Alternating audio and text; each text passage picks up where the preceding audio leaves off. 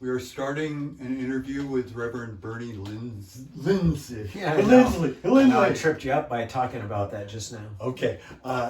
Anyway, who is the vicar of St. Tim's Episcopal Church in Brookings, Oregon. I'm Robert O'Sullivan, and his church has been in some extremely intense controversy of late about the very nature of how a Christian church should function. But before getting into that, I wonder if you could give us just a little history of St. Tim's and its neighborhood and just generally what's been there over the years. So the congregation was formed right after World War II, about 1946. And they had a temporary building, which was just like a repurposed shed that was for the plywood mill, like some outbuilding that was no longer being used, that they put on skids and drug up to the corner. So it was originally at the other end of the street from where we are now. And then there was some land that was sold at some inexpensive price to the congregation by like a founding father of the city or something. And so the building was initially completed in about 1953. Okay. Right in there. And we've been continuously worshiping in that space since then. We've had two major additions to the building since, one in 1981 and then another one in the year 2000. And we've always felt that we need to use the assets that we have to the glory of God, and figure out what our assets are that we can use to leverage the building of the kingdom of heaven here on earth. And so one of those assets that we have, our people is certainly our biggest asset, but our second biggest asset is our building. Not all congregations have buildings, and because we do, we should use that to be part of our, not just our Sunday worship, but our whole weekday worship. Like, what can we do to worship God through service to others? And so we distribute alms. We've been distributing alms from the very beginning through our building, through the very beginning since the building was built. Yeah. Can you give a little personal history? Did you grow up in this church? Yeah, I did. And so my mother brought my sister and I to St. Timothy's when I was about 5 or 6, and I was baptized when I was 6 by the priest that we had at the time. His name was Richard Hartman, and I became an acolyte. As I grew old enough to carry the processional cross, for instance, and light the candles, I was an acolyte, and then eventually my wife and I went off to college in Salem, and when we came back home, we went to the church that she grew up in for a little while, which was the Lutheran church in Brookings. So we went and attended that church for a little while. Our daughters were baptized there. That's where we were actually married, was at my wife's church, which is pretty common for the bride's church to be the venue for the wedding. But my priest was there, and many parishioners of St. Timothy's were in attendance at our wedding, because you can go back and, it's Old Home Week to go back and look at the video that was taken. So in 1997, I got homesick and went back to St. Timothy's, and was immediately, felt like I was back home. Embraced by it. And felt an overwhelming sense of joy to be back. And not to take away from my Lutheran friends, but there's no place like home. I think maybe Dorothy from The Wizard of Oz said that. Maybe. I have some quotation dictionaries around. I could probably check it out. Yeah, I seem to remember something about ruby slippers, but I didn't realize at the time that I was going to be on a path toward ordained ministry. I didn't know that that's what God had in mind for me.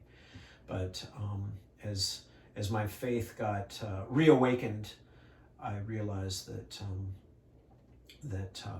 there was going to be more involved for me than being in the pew, that I was going to eventually be the leader of this congregation. And it's very uncommon, as you would well know, that for a mainline church to have their clergy be somebody who was actually called from that congregation. That happened to me too in a different context, but yes, it is unusual. And in fact, some places it's almost banned or thought of as not proper or somehow. Yeah, there's this idea, there's the traditional thing where you receive your call toward ordained ministry and you go off to some faraway seminary, you get formed, and then you go to wherever they'll have you. Mm-hmm. And that doesn't necessarily correspond with even the state where you were, where you originally were. And in my case, I took a little bit of a non-traditional path because I studied with our with our deacons. We have a strong diaconal ministry in our diocese. Our regional church has a strong not affiliation, but desire to see ordained deacons within our parishes.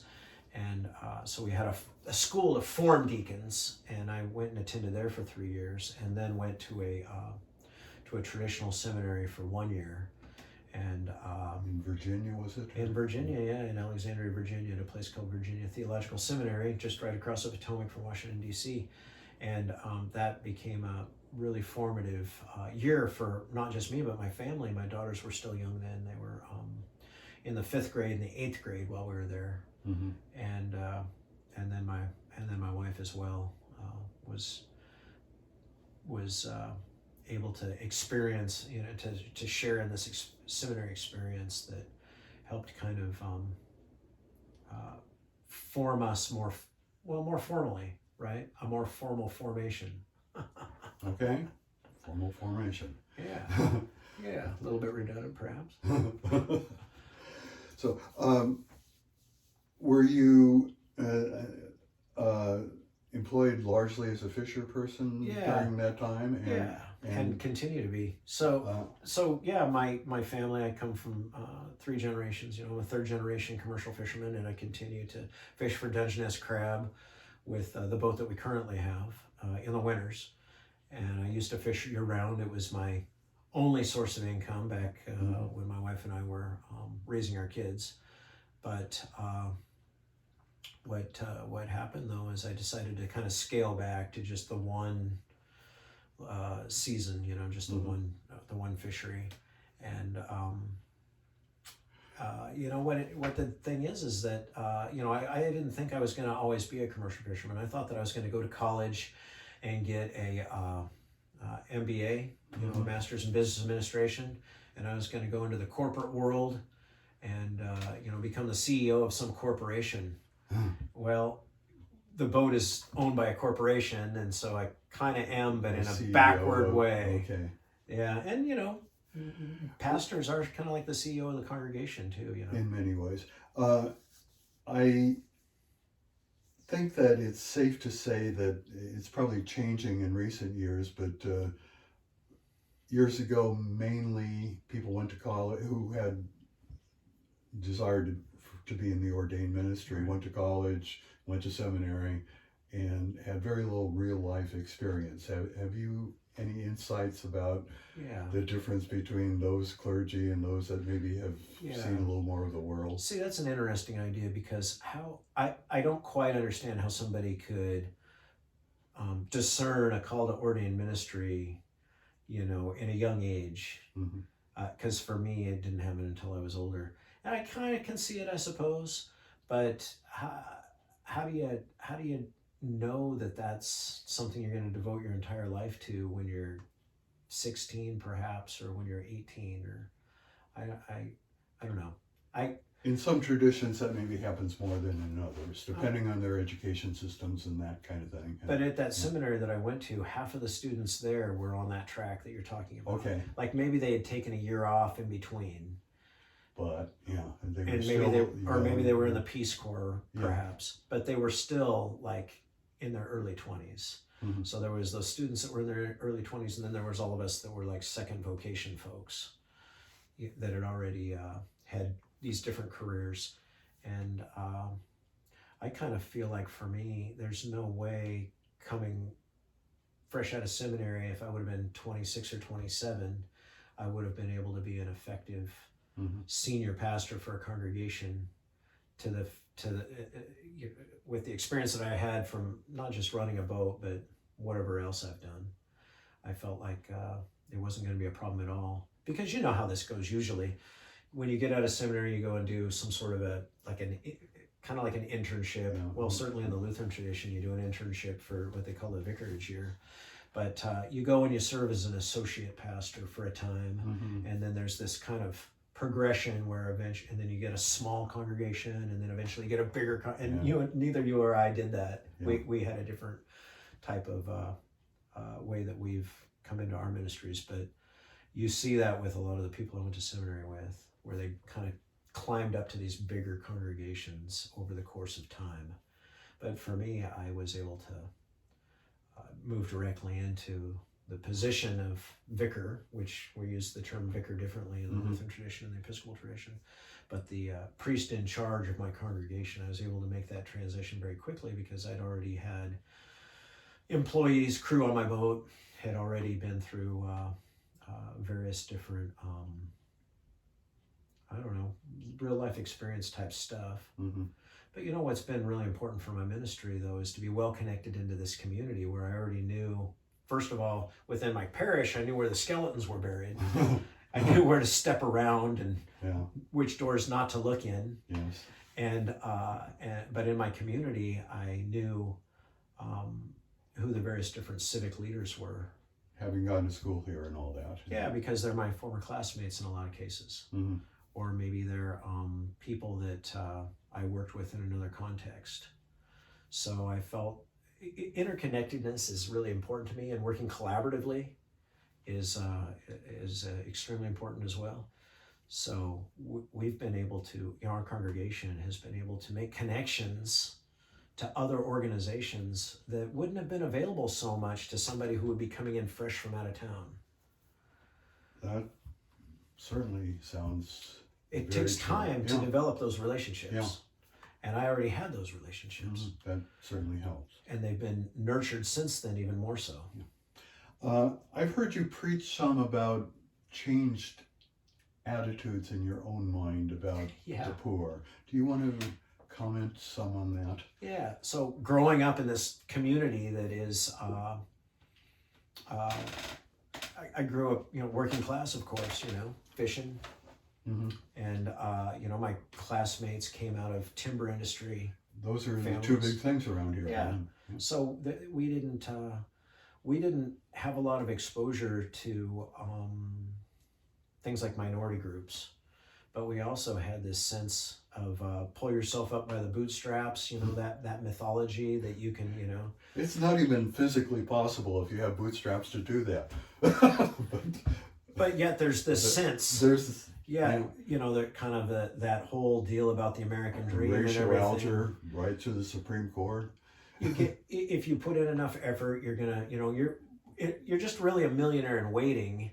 It's just, pretty soon that opportunity, the stars are going to align and boom, and you're going to be, you don't have to worry so much. That's simple. You put in the effort, and the next thing you know, you're wealthy, or relatively so. And so we all kind of had that worldview. And so I would be driving through town and I'd see somebody flying a sign, says, we'll work for food or whatever, or please, anything will help, or whatever the cardboard sign says.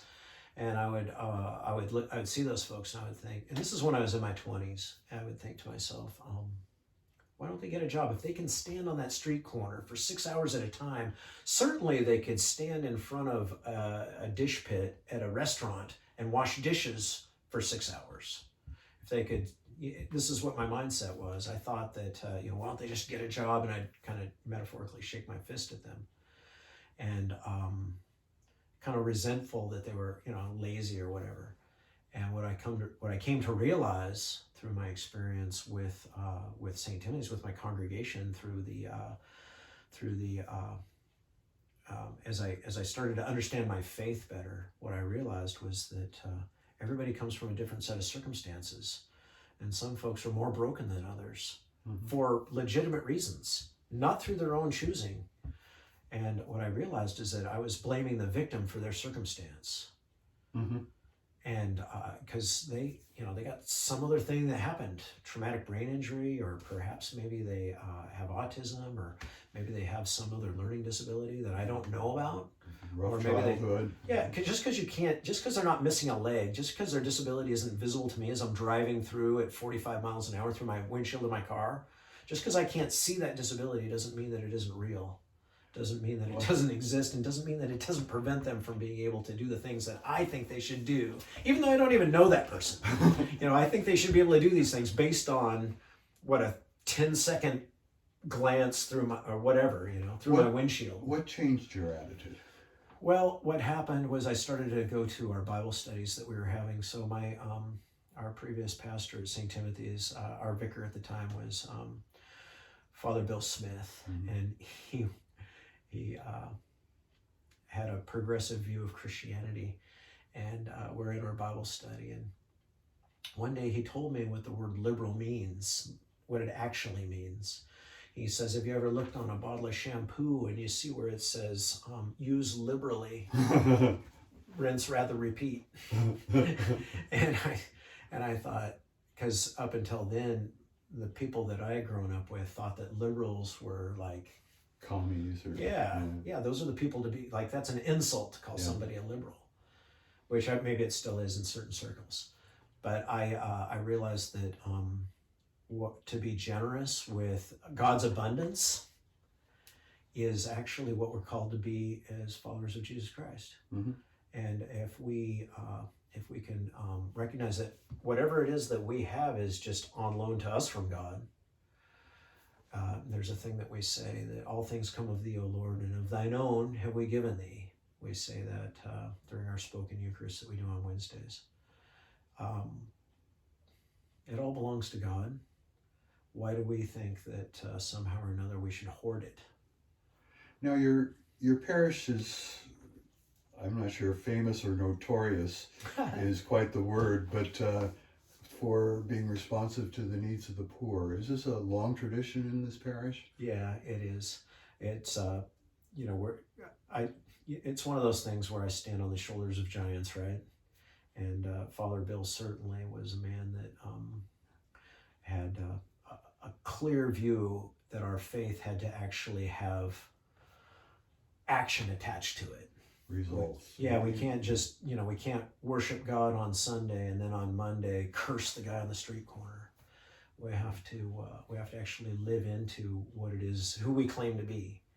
And he ingrained that in me very firmly, and I'm forever grateful to him for that, because we've always, the congregation, like I was saying earlier, we've always given alms to the needy. Sometimes it would be more like financial type alms, but if there was something that we could, it could be clothing, it could be could be clothing or food. We hosted the food bank since its inception in 1984. So the food bank was in the parish basement because we had space, because we had done a building project and we had a new parish hall. So the old parish hall we utilized for that purpose, and that went back to my youth when we had a priest named Thomas DeMint. So Father Tom had this sense that we need to be part of the solution when it comes to things like poverty. So certainly it goes back decades. But things really changed when COVID happened. Could you describe what happened in Brookings around those days and how your parish kind of stepped up when everybody else was stepping back? Well, the reason why we got involved in the first place with the COVID response was because I felt that the vaccine, the COVID vaccine that had been recently developed at that point, because this is back in February and March of 2021. So, because if we all remember our chronology, the pandemic itself, the lockdown happened in about March of 2020. So my wife died in April that year. So wow, right in the beginning of the whole thing. Yeah. Oh, what a tough deal that must have been. I don't even like thinking about that now, as far as access into hospitals and things like that. Yeah, it was. But so if you go a full year later, we had this vaccine that I knew somehow or another. I just intuitively knew it was not going to be easy to access for low-income people. I just had the sense that low-income people were going to struggle to be able to acquire the vaccine.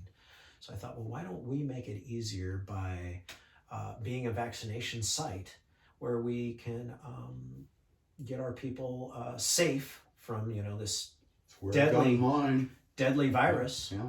And the reason why we expanded to be able to provide it to you and other folks was because it wasn't readily available in Southern Curry County. There were people in Brookings that were driving to Port Orford, of all places, to get a Moderna vaccine because it wasn't readily available in South Curry. And because of what Coast Community Health was doing in Bannon and Port Orford, they could go up there and get vaccinated. And some people would have to go down to Crescent City to get vaccinated, but it was difficult to get vaccinated here in Brookings. And so what started out as something that was just going to be for, disadvantaged folks became for everyone. And why shouldn't it work that way? It's kind of, if we can vaccinate someone who is homeless, why can't we vaccinate somebody who's housed? There's no reason not to. So we rolled out, we expanded our team and our group of vaccinators so that we could do that on a walk-in basis. It's been the thing's kind of a blur now because pretty soon we were doing testing as well because testing wasn't readily available either. And not only that, our public health department for the county, Curry County Public Health went away. So there was no public health. There's only 2 counties in the state of Oregon that do not have public health, county public health. One of them's somewhere far away in Eastern Oregon and the other one's us. So the Oregon Health Authority stepped in and kind of supported us in our efforts to make sure that tests and vaccines were available. And it turns out that, so what's that been, 2 years, I guess, a little over 2 years that we've been vaccinating. We did something like 3,800 shots, maybe more, maybe 4,000 shots, and did something like 7,000 tests or maybe 7,500 tests. So we were testing 6 days a week during when Brookings finally, Brookings was a little later on in the progression of the spread of COVID. It didn't happen as quickly here as it did in. Before COVID hit, there were, I think, 7 churches involved in feeding regularly. Well, no, there were 4, I think. Okay. Because it's, we have different days of the week. Well, initially, the Seventh-day Adventists had Mondays. And then we were second to get in line to roll out this 7-day-a-week. Our vision was 7-day-a-week feeding, a hot meal at noon, 7 days, 1 day, every day of the week.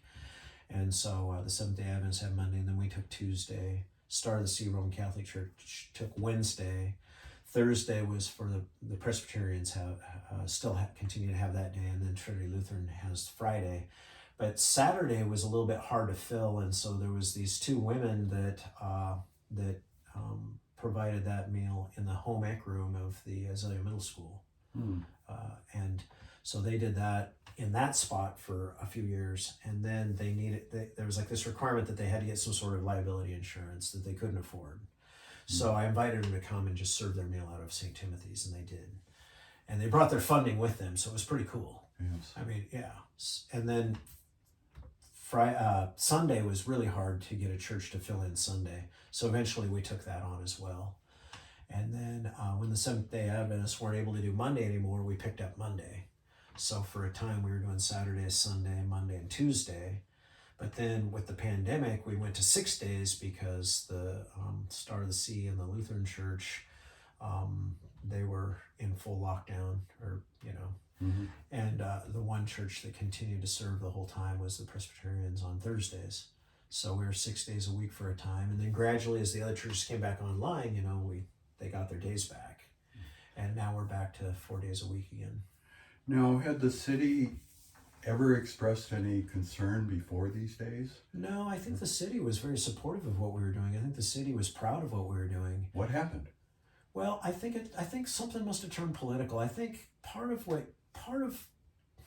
part of the pandemic is that a population of folks who are vulnerable, who are on the edge of losing their housing, went over a cliff. And so we saw kind of I wouldn't say like a tremendous, it's not like it's a doubling or a tripling in unhoused folks, but it became more obvious that there were people who were unhoused. And they needed to stay closer to town for one thing. They couldn't, during the pandemic, they needed to be closer to services. They couldn't really go up into the national forest and dig in hard. They became more visible.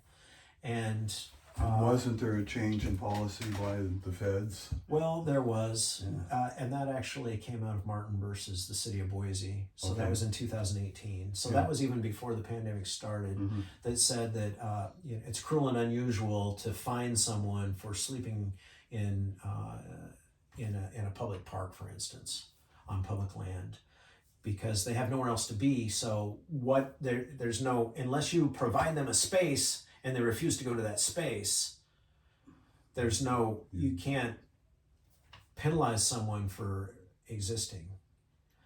And so we were kind of looking to piggyback on that. And I think maybe that's where the battle lines got drawn. I bet you're right about that, Robert, that created this, like, I saw this as a hopeful thing. Like, all right, now what'll happen is all the municipalities in the states where that was binding, by the Ninth Circuit Court of Appeals, maybe all the municipalities in those states, how many states there are? 7? 9, I think. 9. Yeah. It's a Ninth Circuit Court of Appeals with 9 states. I think so, but It's a happy coincidence, perhaps. Could well be.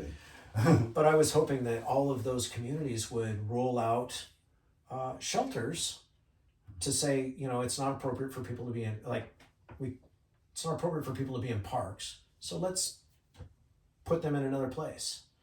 Or not put them, but create another place for them to be. Mm-hmm. And so I thought, our municipality would probably want to do the same thing. And they weren't real sure that was something they could do. But there was a time when we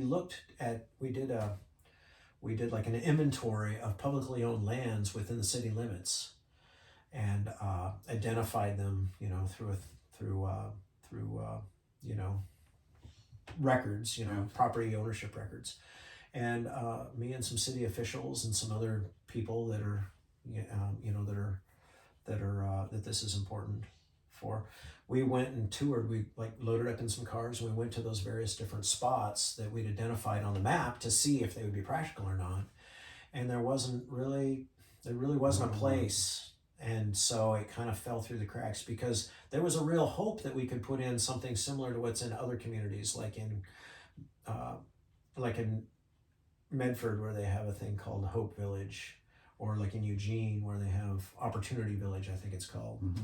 or these other communities that have these tiny house villages for a place for people to be as they transition into something different. And there was a lot of energy around that for a moment in time. Mm-hmm. And then when that didn't come to fruition because we couldn't identify a place, I guess the thought was, well, let's do our best not to encourage them to be in town. Mm-hmm. And since feeding them encourages them to be in town, let's don't feed them. I think that was part of the thinking. I think that I'm anticipating, it's kind of like the best I can glean. Their thought was, let's don't incentivize them to be in town. There probably was some hostility to court making a decision that played into that, maybe as well. You've heard those phrases about like legislation through litigation, or whatever the phrase is they use about legislation through the courts. Certain people like only certain types of legislation through the courts. Well, there's resentment that comes out of being told how things need to be rather than having the people decide. Could you describe what's happened in the last, year and a half, 2, with the city government from your perspective? Well, so I think part of the city's intention, I think, was to spread out the feeding ministries to different parts, like to have, like not to have it concentrated in one place so that any one neighborhood wouldn't be overly impacted by the presence of a soup kitchen. And so I think the city's intention was to get that spread out, and so they wanted to limit the number of days that each kitchen would feed to 2 days a week. Well, that wasn't going to work for us because we were feeding 4 days a week, and that would mean that those other 2 weeks weren't going to get picked up. And I think the city's assumption is that the other churches would step up and take on 2 days so that we wouldn't have to do 4 days. You know, if 2 other churches took on 2 days. And that, it's not really how it works though. I mean, if they would have wanted to pick up 2 days, they would have done it before. Mm-hmm. And they were content with the 1 day that they were doing. And we have, you know, with our collaborative partnerships, you know, like our Mondays now are hosted by the Methodists. Yes. So the United Methodist Church that's in Smith River. So we don't, it's not a problem for us to have multiple days of the week, where for other congregations it might burn out their volunteers. We have a more depth when it comes to our volunteer base. So I kind of understand the idea that they were going for. There's a couple of problems. One is that the Presbyterian Church is only like a block away on the other end of the street, and in the one direction, and then in the other direction, only a block away, is the Star of the Sea. So we weren't really going to change the impact on the neighborhood, because if Star of the Sea took on 2 days and the Presbyterian took on 2 days and then we had 2 days, it's still the same neighborhood. Nothing really, it didn't change the foot traffic into the neighborhood is kind of where I'm going there. So I didn't, you know, the logic was kind of fine to a point where it didn't really make any difference to the neighborhood. So but besides that though, I certainly, my understanding of the First Amendment of the Constitution of the United States of America is that I get to freely exercise my religion without the state intervening or getting involved or telling me how to practice my faith, to exercise my faith. And having them require me to get a permit to feed people, which is obviously a direct expression of my faith, seemed to me to be a violation of our First Amendment right at St. Timothy's. Because, you know, the First Amendment talks about freedom of speech, and sometimes we just think that's what it is and it's nothing else, but there's more to the First Amendment than just freedom of speech. 5 main freedoms, yeah. So anyway, we decided that we didn't want to participate in obtaining a permit that could be taken away, by the way. Like for whatever reason, we could be found in violation of the condition of that permit and have it removed, and then we wouldn't get a feed at all. I'm not quite sure how to ask this because it's a little blurry in my mind, but an organization called Brookings Corps kind of really started at St. Timothy's, didn't it? That's Tell me because, about that. yeah, so during the beginnings of the pandemic, we continued to do our ministries because they were even more important than they had been previously. Making sure that people were getting their hygiene needs met, making sure that people were able to access various different, the food stamps. It was more important to get food stamps then than it had been previously during the pandemic. There was like the stimulus checks. You know, for me and you, it was relatively easy to get our stimulus checks. For our unhoused folks with no address, it was impossible. So what happened was one day a woman named Diana Cooper came to the church and said, "I really like what you guys are doing. Can I help? Can I be part of it?" And I said, "Yeah, you can." And then got to know her afterwards. I didn't get to know her first and then say yes. I just said yes and then got to know her and found out that she is a remarkable woman. Oh, her combination of perception and energy is pretty amazing. And not to mention the fact that she's highly intelligent and super compassionate and driven. Yes. And understands, like we intuitively understand each other, I think. Diana and I do. And so we, and then she was part of, our COVID response. She was integral to organizing and making that work the way that it did. So we started to serve people in a more efficient way because of Diana. And and eventually we got to the point where she had a vision of something that would be even beyond what we were doing, Mm-hmm. and that it would involve another location, so that we could have more than one organization involved in this work of caring for those who are the least of these. So, she was able to get funding through, I think it was ballot measure 110 or something, and so they were able to get their location in Harbor, and that's one of the things that's really important too. There are people that we serve that are strictly on the south side of the bridge, Mm-hmm. compared to the people who are strictly on the north, and they don't really the bridge is more tangible than even train tracks. It's kind of this delineator that people don't, it's almost like not fluid. Yeah, I've often thought if Harbor and Brookings were one city, a lot of things could be different. And in fact, in Harbor, there are a fair number of churches that are not located in neighborhoods. They're on 101 or close nearby. Yeah, and there's still residences nearby though. Yeah, I guess. But Yeah. anyway, You can't go to a church where there isn't a residence across the street.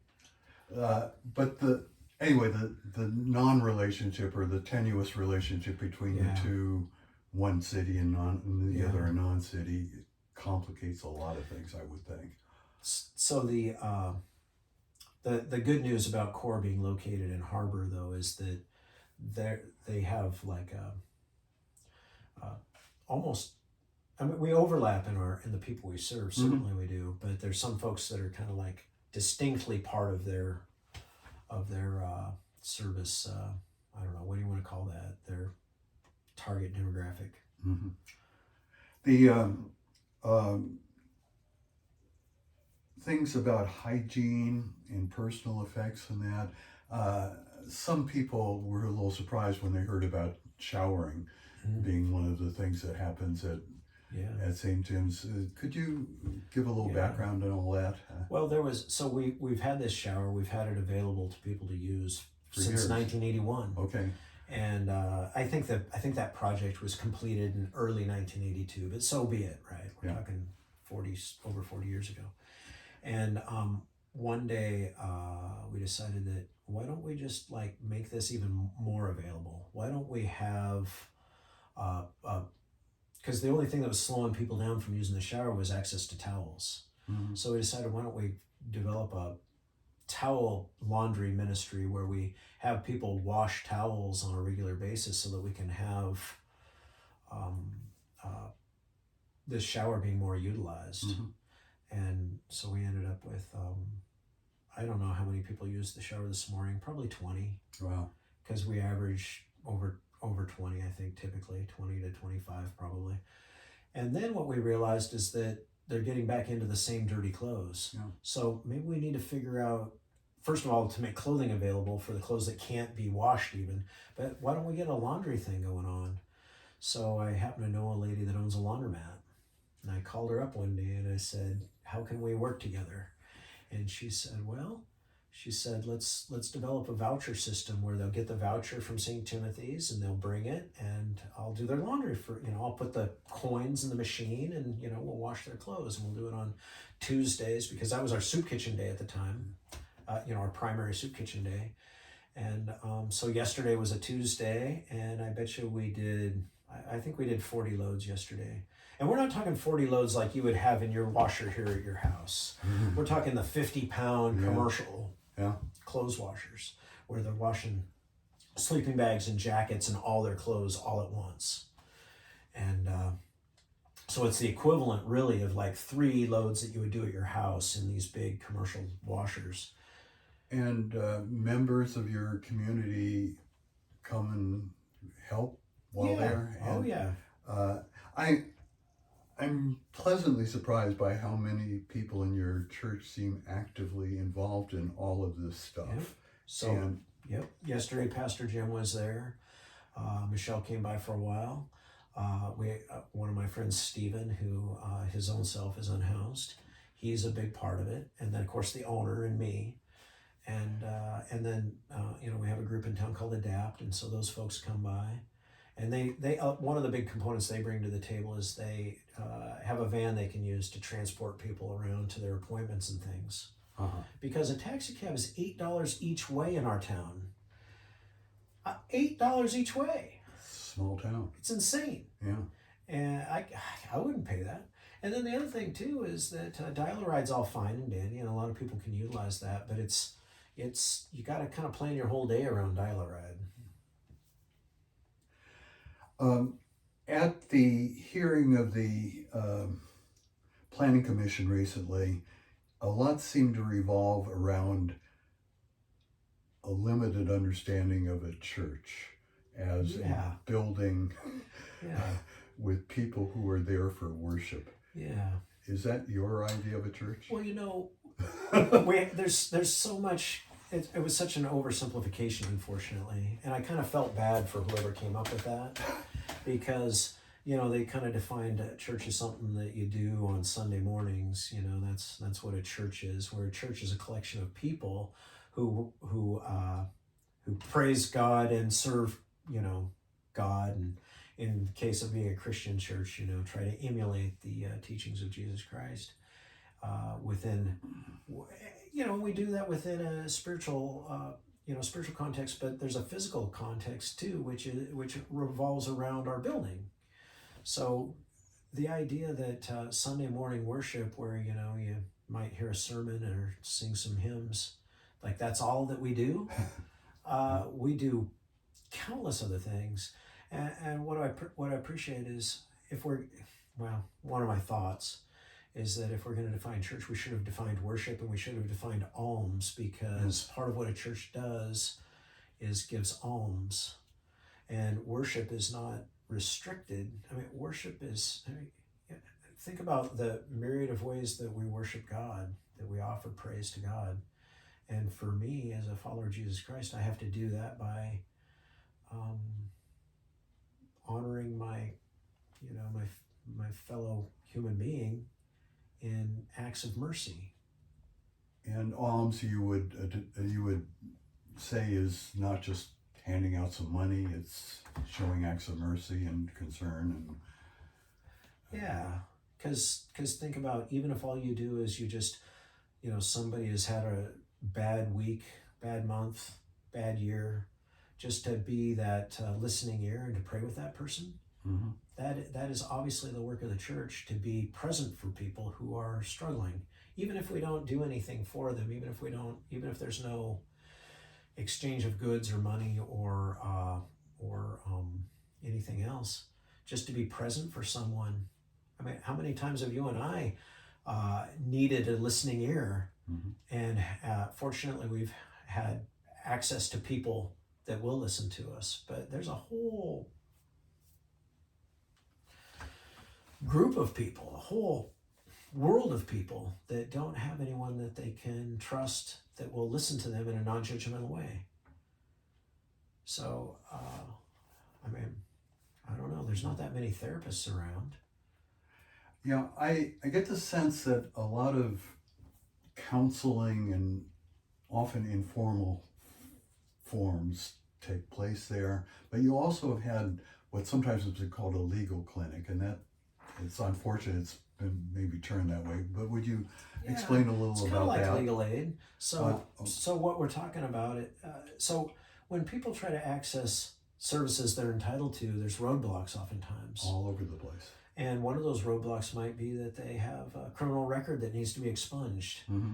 And certainly if it is expungible, frees up a lot of things. And if you don't have any money, how are you going to go hire a lawyer? How do you even know where to begin? Yeah. So for us to have someone who can guide a person through that process, that's a game changer. Who's also an ordained person as well? Who is also an ordained Lutheran deacon. Okay. Ordained in the Lutheran tradition as a deacon, who went through, whatever the diaconal seminary is. Sure. For her, I don't know all the details of it, but she might very well even have a master's in divinity. I don't know, but she's been ordained. Her bishop, and she has a different bishop now than she had before, but laid hands on her and ordained her as a clergy person, and and she has since then taken vows to become part of an intentional living community. So we call her Sister Cora because she's part of a thing that they call the deaconess community within, and that you can't be a deaconess unless you're already a deacon. Okay. Yeah. Uh, I know, it's kind of funny, huh? yeah. The world's changed in that regard too, by the way. How is your congregation and its members reacting to all the fuss that's been going on? Well, I've been pretty intentional about telling them, fear not. And I read throughout Scripture, fear not. God's in control. There is one that has all power. That one's God, and He's looking after us. So I don't think we've been very, as a congregation, I don't think we've been super anxious. I think that, there have been anxious moments where they come to me and say, oh no, what are we going to do? And I said, well, we're going to do what God compels us to do through the teachings of His Son, Jesus Christ. We're going to continue to do what we know is an expression of our faith. And don't worry, fear not. And then they continue about doing our ministries. And of course, nobody's going to get arrested, but if somebody did, it would be me, not them, right? So it's I would gladly be the person who would stand there and get handcuffed, right? Well, on that happy note, I think we've covered It's not, I have no desire to become a martyr, but certainly I'm going to stand up for my faith. Well, you're in a almost unique position on protecting the rights guaranteed in the First Amendment. Oh, and one thing we haven't talked about is the federal legislation. It's got a very funny title, but the background of that is there had been previous legislation, and there's some court decisions, and anyway, Congress passed this act unanimously in both houses. Religious Land Use and Institutionalized Persons Act. Okay. So I call it RLUIPA. Yeah. And that essentially says that there must be, and this passed unanimously by both houses. Mm-hmm. No one objected. In fact, it was passed by voice vote, which almost never happens on a matter of substance. Yeah. And it says there must be a compelling state interest that cannot be fulfilled by other means before you mess around with constitutional rights. And that, you would hope the city officials would have enough legal counsel to know that things are against them, but we'll see what all happens. My guess is that they think the compelling reason has to do with public safety. That people in their homes, when they have homeless folks walking by, don't feel safe in their homes. And I can kind of see that, that's an important thing to consider. But I want to consider the safety of the unhoused, who are also residents of the city of Brookings and can vote in municipal elections. What is it that defines a citizen of the city of Brookings? Can you be a resident without a residence? And I'm saying, of course you can. Mm-hmm. Yeah, because if you they're here, they're sleeping. There they are. Yeah, and they've lived here for their whole lives in most cases. So why would we want to pick one group, the housed, and put their safety ahead of the safety of another group, the unhoused? So public safety, I say, public safety is an issue, and I'll tell you who isn't safe. Especially, it's my people who are sleeping on the ground. So that it's just a matter of perspective. I think their perspective is that people living in their homes should be able to enjoy their homes without, fear of an unhoused person that's going to rifle through their garbage at night or something like that, looking for, soda pop cans to take back and get the deposit for. But I think that there are all sorts of ways that we can do both, protect the public safety of the unhoused and the housed through holding people accountable if they do, break the law. If somebody does, for instance, burglarize somebody's home, they should be held accountable for that. Mm-hmm. And certainly I'm all for making sure that no one breaks the law or is a threat to somebody else's safety, but not in a perceived sense, in a literal, and it has to be actual threat to their safety, not a perceived threat that is just, oh, I saw this guy and he looks scary. He's acting strange. He's acting strange. Well, that's because he's schizophrenic. You know, it has to be something it has to be, you know, the guy came up and he was knocking on my door frantically, perhaps, and I thought he was going to break in, and I feared for my, or whatever. I don't know. Somebody was in my backyard and they stole my whatever. And, you know, I don't know about all that. I know that at my house I've had things stolen out of my backyard. I've had a car stolen out of my driveway. And you know that I don't live next to a church. Yeah. So, I don't know. I mean, where crime happens, Yes. let's find the people who are committing the crimes and, you know, try to remedy their behavior. And lurking behind all the questions about housing is economics and the sheer cost of housing and rents. Boy, we sure saw that explode, didn't we? Oh, in recent years. I mean, the old dream of if you work hard and get a good job and keep at it, and you'll buy a house and pass it on to your kids and all that, just hardly seems real anymore.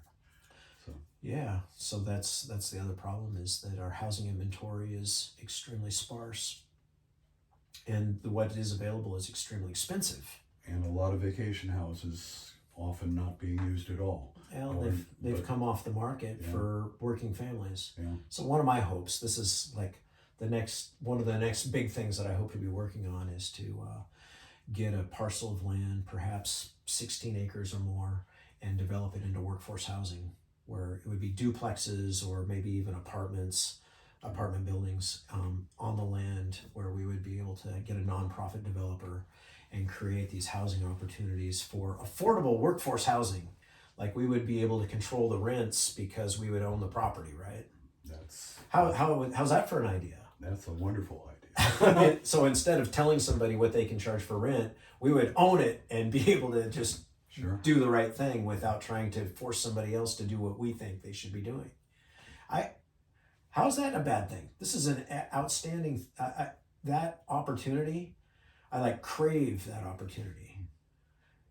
My vision is 60 units on a parcel of land, perhaps as much as 16 acres in the city limits, where working families can afford to maybe live into this American dream that is so unattainable lately. But with that, we have to couple childcare. With the housing, we have to couple childcare, because it takes two-person income, to live in this community. Mm-hmm. So you got to have access to childcare also. And then the single moms or the single dads or whatever, they got to have childcare too. So that's one of the other. I don't know what I'm going to do about the childcare part, but I have hopes and dreams about the housing part. Yes. Well, I think we've covered most everything. Is there any final comment you would like to make? I don't know. Did we go an hour and a half? Yeah, about an hour and a half. Yeah. Okay. Well, that's usually when I hit my limit. That's my quota. Okay. Well, thank you. That's good stuff. Thank you for having me, Robert.